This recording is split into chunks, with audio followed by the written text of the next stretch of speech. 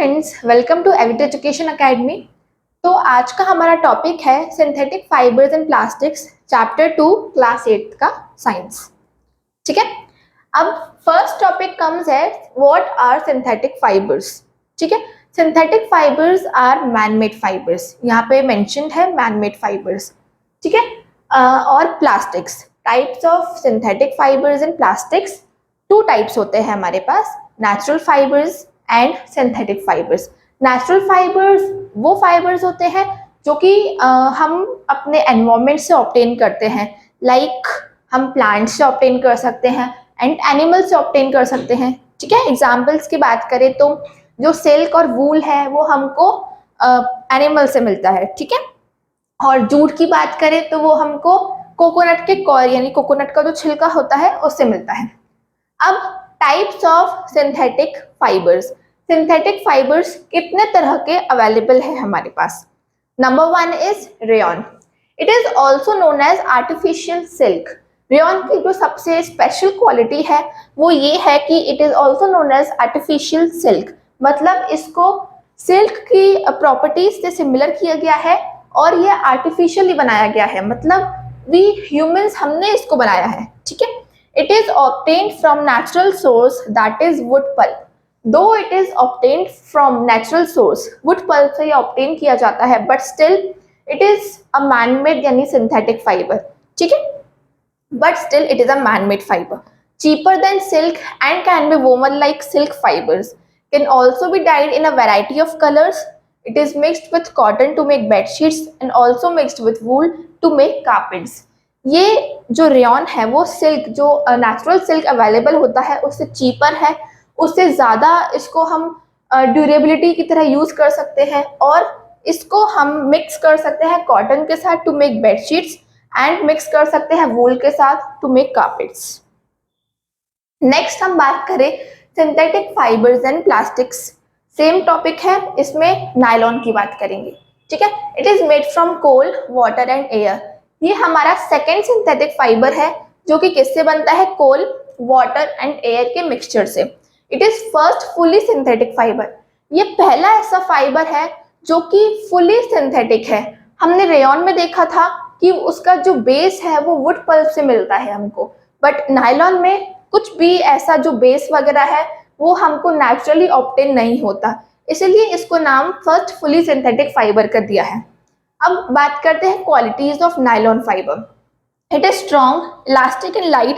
Strong है, elastic है और लाइट है।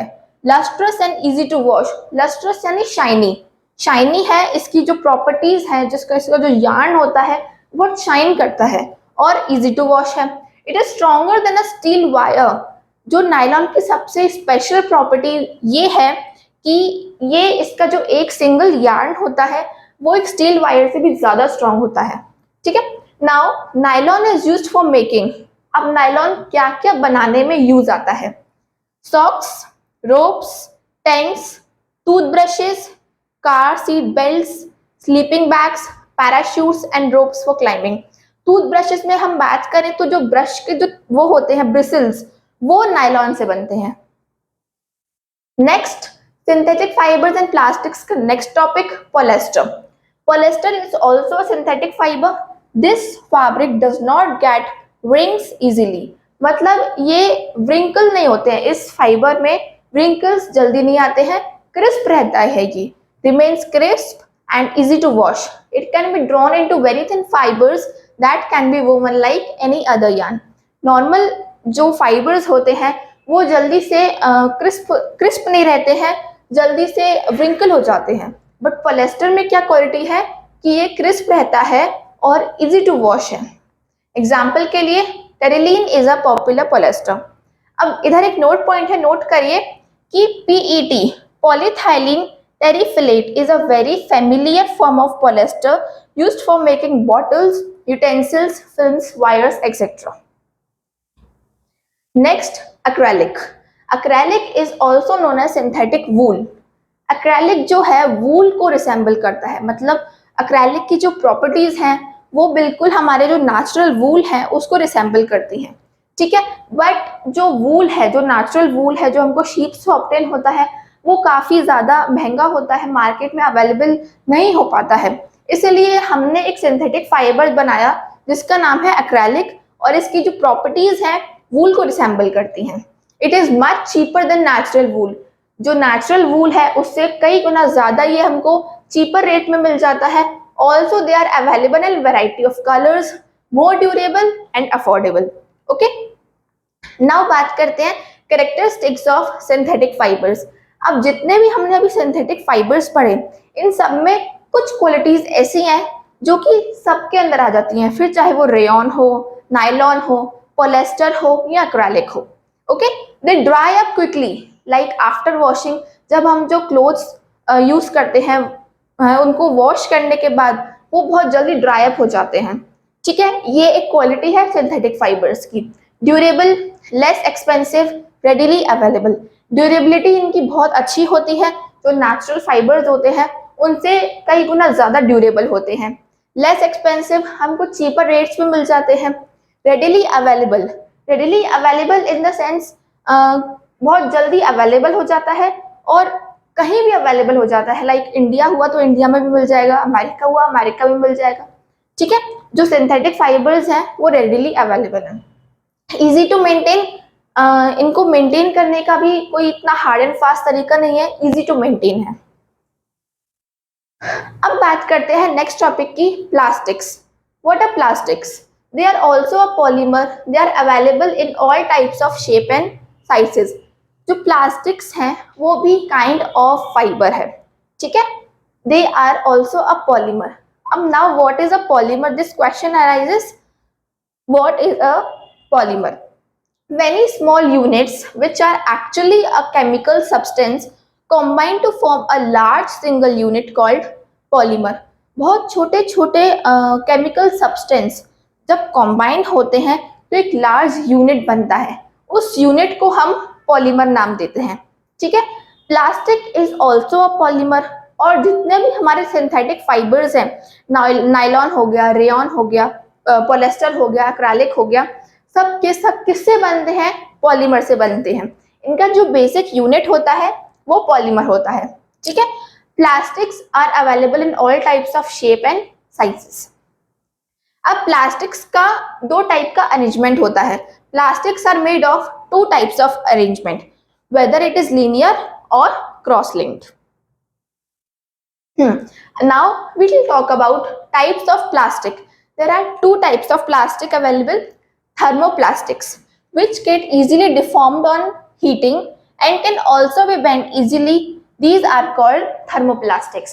Thermoplastics क्या होते हैं कि ये easily deformed हो जाते हैं, like किसी भी shape में हम इनको convert कर सकते हैं when we heat them, okay, and can easily be bent. These are called thermoplastics.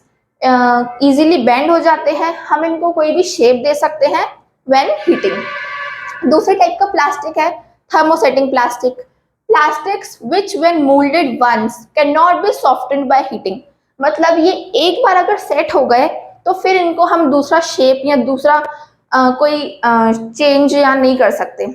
Okay, thermosetting plastics में अगर ये एक बार मोल्डेड वंस, मतलब एक बार इनको कोई शेप दे दिया तो फिर ये चेंज नहीं हो सकते। Example Bakelite and melamine. Now will talk about Bakelite and melamine. ये दो एग्जाम्पल्स हमने अभी पहले पढ़े थे थर्मोसेटिंग प्लास्टिक में। अब इनका थोड़ा देख लेते हैं। It is a poor conductor of heat, it is used for making electrical switches, handles of various utensils etcetera. Bakelite is a plastic जो कि पुअर कंडक्टर ऑफ हीट है। ठीक है, इससे क्या क्या बनता है? इलेक्ट्रिकल स्विचेस बनते हैं, हैंडल्स ऑफ वेरियस यूटेंसिल्स बनते हैं। Melamine, it is a versatile material, it resist fire and can tolerate heat better than other plastics. It is used for making floor tiles, kitchenware and fabrics which resist fire. Next बात करते हैं plastics are material of choice. क्या होता है plastics? क्यों use होता है plastic इतना ज्यादा वर्ल्ड वाइड यूज होता है, क्यों? Around everywhere in the world today plastics are used in wide variety of range because plastics are easy to handle, easy to maintain, durability इनकी काफी अच्छी होती है। हम मेटल्स हर जगह यूज नहीं कर सकते, लाइक हमको कोई भी छोटा मोटा काम होता है, कोई कंटेनर चाहिए, कुछ स्टोरेज करना है, कुछ रखना है, तो हम प्लास्टिक्स कंटेनर ही यूज करते हैं, हम हर जगह मेटल्स यूज नहीं कर सकते, राइट। इसलिए प्लास्टिक्स का यूसेज वर्ल्ड वाइडली बहुत ज्यादा है। Plastics are non reactive. दूसरा सबसे अच्छा पॉइंट क्या आता है, प्लास्टिक्स आर नॉन रिएक्टिव। जो प्लास्टिक्स होते हैं वो ना एयर से रिएक्ट करते हैं, ना वाटर से रिएक्ट करते हैं, ना फायर से इतना इनको कुछ इफेक्ट होता है। बट इसी जगह अगर अपन मेटल्स की बात करें, आयरन ले लिया, कॉपर ले लिया, एल्यूमिनियम ले लिया, वो रिएक्टिव होते हैं, ठीक है, और हम उनको इजी मेंटेन नहीं कर सकते, इजीली हैंडल नहीं कर सकते, इसलिए प्लास्टिक्स का यूज इतना ज्यादा है। They don't react with water, air or any other material. Plastics are light, strong and durable. Light होते हैं, strong होते हैं, durable होते हैं. They are readily available in market, easy to use and easy to maintain. Plastics are poor conductors. जो दूसरा सबसे अच्छा पॉइंट है प्लास्टिक्स का, जो क्वालिटी है प्लास्टिक्स की, वो ये है कि they are poor conductors of heat and electricity. अगर हम इसी जगह मेटल्स की बात करें, आयरन, कॉपर, एल्यूमिनियम, तो they are good conductors of heat and electricity, इसलिए हम उनको यूटेंसिल्स में, इलेक्ट्रिकल स्विचेस वगैरह में यूज नहीं कर सकते। बट अगर बात करें प्लास्टिक्स की, तो they are best material for using electrical switches and utensils. अब बात करते हैं एक नोट पॉइंट की, Teflon. Teflon is a special plastic on which oil and water do not stick. It is used for the non stick coating on cookware. अब Teflon क्या है, kind of plastic है जो कि कहाँ यूज आता है, जो माइक्रोवेव में अपन यूटेंसिल्स यूज करते हैं उनकी कोटिंग में, जो नॉन स्टिक यूटेंसिल्स यूज करते हैं उनकी कोटिंग में, ठीक है। ये स्पेशल प्लास्टिक है टेफ्लॉन, जो कि यहाँ पर यूज आता है माइक्रोवेव यूटेंसिल्स में और नॉन स्टिक कुकवेयर में। Plastics find extensive use in the health care industry, like packaging of tablets, threads used for sticking wounds, syringes, doctor's gloves, and a number of day-to-day medical instruments. Plastics का health care industry में बहुत बड़ा use है। Like what? जो tablets होती हैं उनकी packaging में, threads जो wound सिलने के लिए होते हैं उनको पैक करने के लिए, या वो threads जो होते हैं वो भी प्लास्टिक के ही बनते हैं। syringes होती हैं, डॉक्टर्स के जो ग्लव्स होते हैं वो प्लास्टिक मेड मटेरियल हैं, and a number of day-to-day medical instruments. Okay, the uniforms of firemen have coating of melamine plastic to make them flame resistant. जो यूनिफॉर्म्स होती है फायरमैन की, उनकी यूनिफॉर्म्स में भी मेलामाइन प्लास्टिक की कोटिंग होती है। क्यों कोटिंग होती है? क्योंकि जो मेलामाइन है वो उस यूनिफॉर्म को फ्लेम रेसिस्टेंट बनाता है, बिकॉज जो फायरमैन है उसका तो काम ही फ्लेम से है, ठीक है, इसलिए उनकी जो यूनिफॉर्म होती है उन पे मेलामाइन की कोटिंग होती है, which makes them flame resistant. Next, plastics and the environment, types of material biodegradable and non biodegradable. Plastics की ही नहीं, हम जितनी भी बात करें हमारे एनवायरनमेंट में, सब कुछ दो कैटेगरी में डिवाइडेड हो जाता है, बायोडिग्रेडेबल एंड नॉन बायोडिग्रेडेबल। हर एक मटेरियल को इनमें से किसी एक कैटेगरी में रख दिया जाता है। अब अगर प्लास्टिक्स की बात करें तो वो किस में आता है, प्लास्टिक्स नॉन बायोडिग्रेडेबल है। जो प्लास्टिक का जो पूरा हमने अभी इतना बात कर ली प्लास्टिक्स के बारे में, बेस्ट से बेस्ट क्वालिटीज अभी मैंने बताई हैं आपको प्लास्टिक्स के बारे में, ठीक है।